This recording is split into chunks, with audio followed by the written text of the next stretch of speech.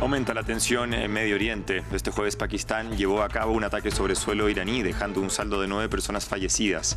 La ofensiva ocurre en respuesta a los bombardeos perpetrados por Irán hace 2 días y que tenían por objetivo, según Teherán, bases de grupos que califican como terroristas. Un nuevo ataque de Israel en la Franja de Gaza dejó un saldo de 93 personas fallecidas en el centro y sur del enclave en las últimas 24 horas. Solo en la ciudad de Rafah murieron 16 palestinos. A la fecha, el número de víctimas fatales asciende a 24.448 y los heridos son más de 61.500. Y en Ecuador, la policía confirmó que ha detenido a 2 presuntos implicados en la muerte del fiscal César Suárez, quien fue asesinado este miércoles. En Guayaquil, el funcionario investigaba qué grupo estaba detrás del asalto armado al canal TC Televisión. Bienvenidos a una nueva revisión de las noticias en France 24. Soy Francisco Velasco de la Figueroa y es un gusto estar con ustedes. Empezamos con lo más reciente, la escalada de las tensiones entre Pakistán e Irán.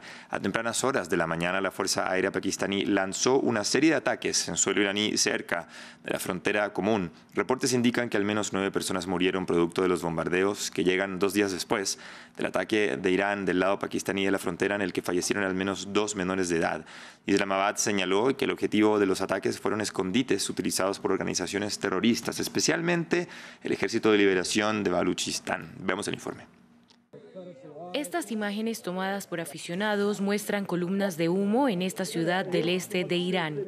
Los ataques lanzados por Pakistán dejaron edificios completamente destruidos.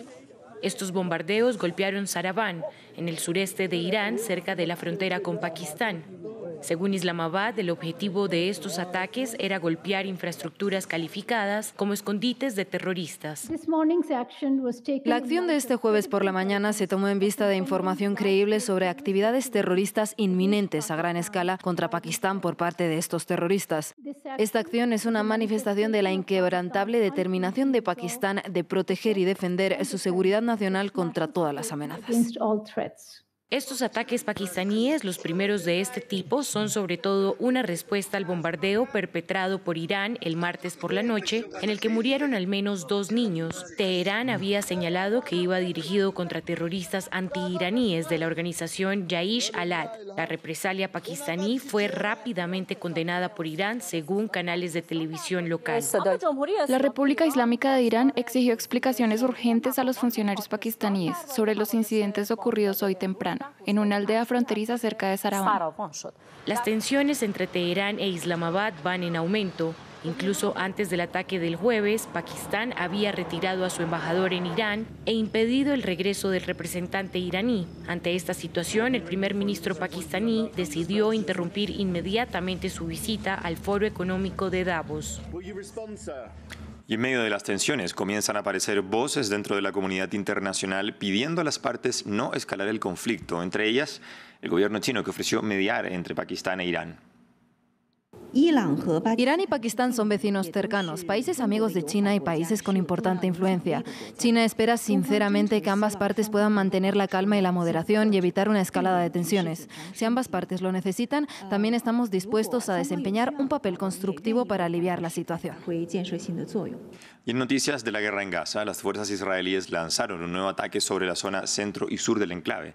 Según cifras del Ministerio de Salud gazatí, en las últimas 24 horas, 93 palestinos perdieron la vida y solo en la ciudad de Rafah murieron 16 personas cuando un misil de Israel alcanzó una casa poco antes de la medianoche, hora local. Veamos más en el siguiente informe de Andrés Triviño.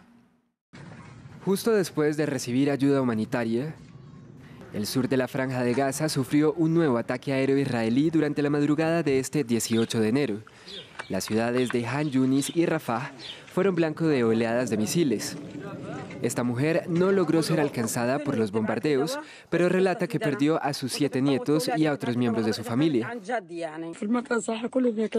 ¿Me matas y luego me envías medicamentos? ¿Qué uso tendré de eso? ¿Matar a mis hijos y enviarles medicamentos? ¿En serio? Yo estaba fuera de la casa cuando ocurrió el ataque y vine corriendo. Solo encontré escombros. Fui al hospital y encontré que todos mis nietos habían muerto. Todos son niños pequeños. El mayor estaba en 2º grado y el resto eran aún más pequeños. ¿Qué han hecho mal?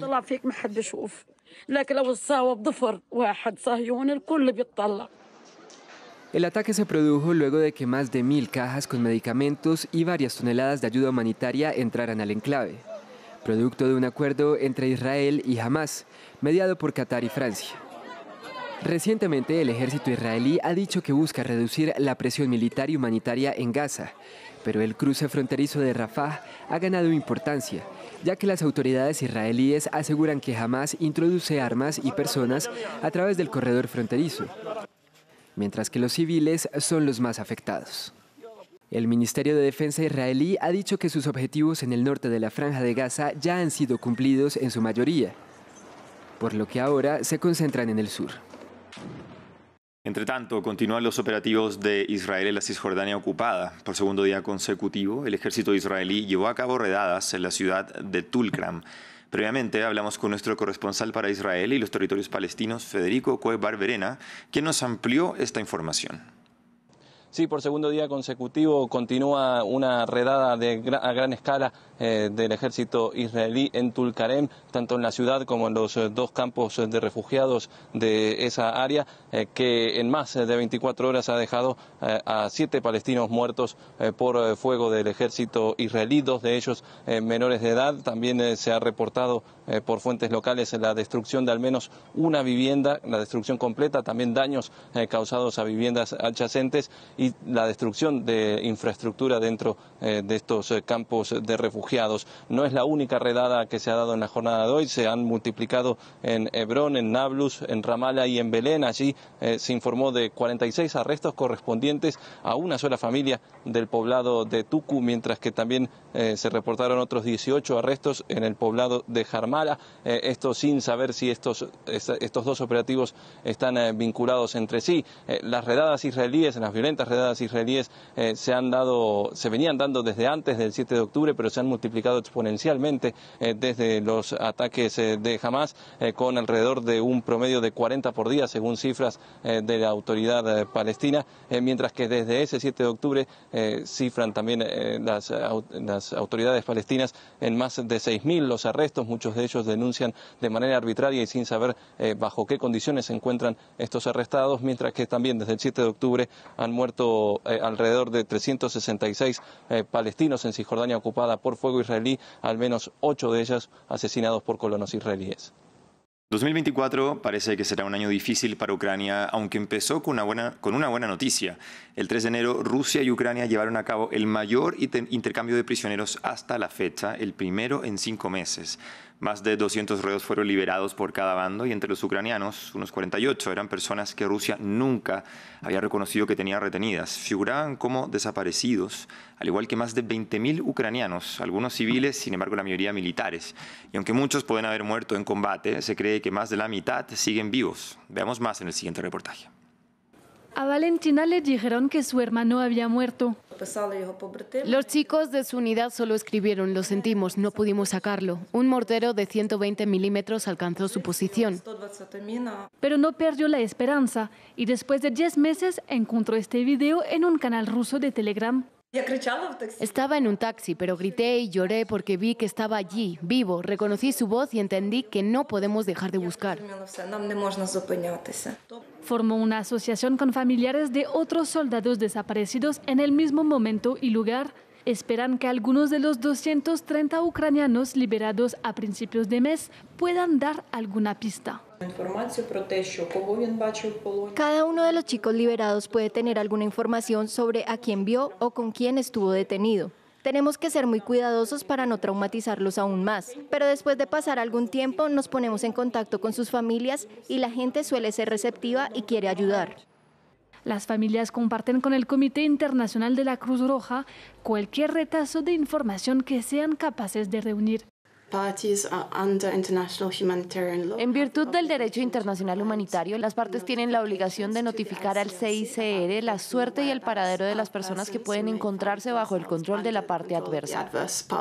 Sin embargo, con demasiada frecuencia no lo hacen. En esta ONG con sede en las afueras de Kiev, los analistas reconstruyen la información a partir de lo que publican los rusos. En este video se entrevista a un prisionero ucraniano. El centro también gestiona una línea de ayuda para familiares de soldados desaparecidos o detenidos que a menudo llaman llorando. Era la madre de un soldado que lleva detenido 1 año y medio. Acaban de liberar a algunos de los que estaban recluidos en el mismo lugar que él. Dicen que en condiciones inhumanas, teniendo que estar de pie 16 horas al día. Los 4 voluntarios dicen que reciben unas 1.300 llamadas cada semana. Vamos ahora a Ecuador. Allí la policía informó haber detenido a 2 presuntos implicados en el asesinato del fiscal César Suárez. El funcionario era quien lideraba la investigación por el asalto del canal de televisión TC.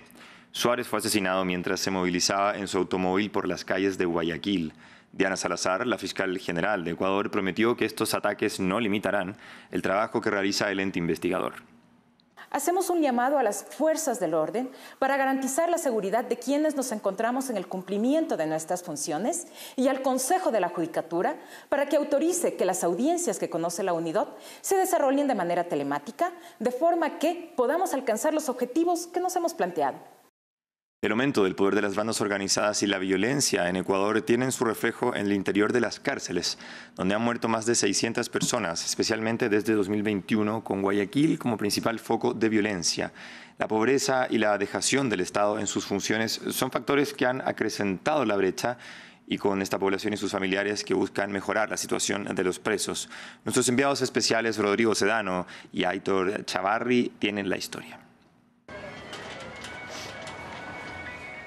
Ana Morales tardó en poder contar la historia de su hijo Miguel López. 24 de diciembre. Fue recluido en la cárcel del Litoral en Guayaquil por el robo de un teléfono móvil. Murió estando en prisión en septiembre de 2021 en la peor masacre carcelaria en Ecuador. Las bandas delincuenciales se disputaban el poder. O sea, se disputaban un pabellón.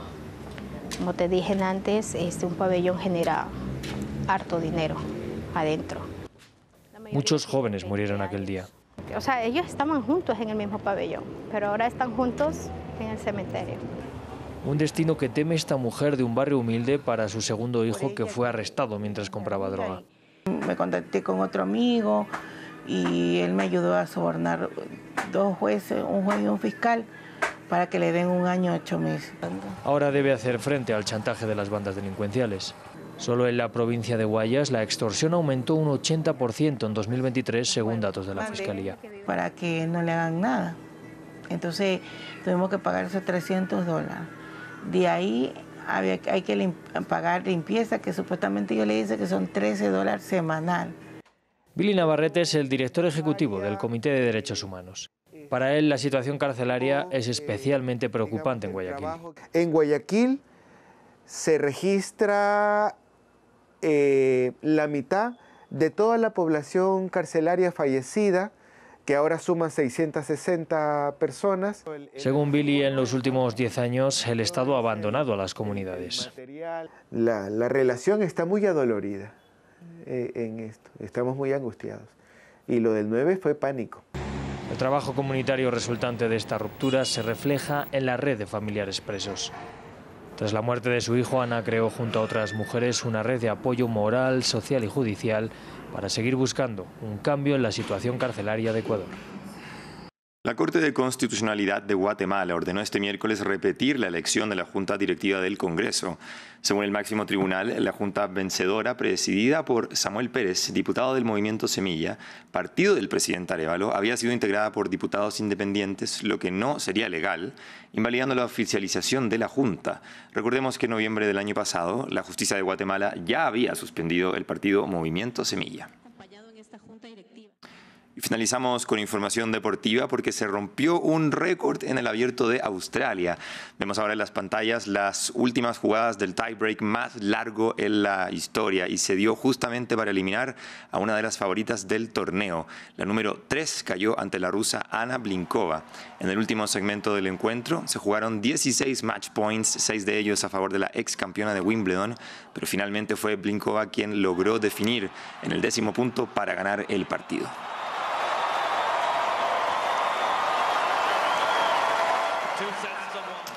Y con este impresionante récord cerramos este bloque informativo. Continúe la transmisión de France 24. Ya volvemos con más noticias.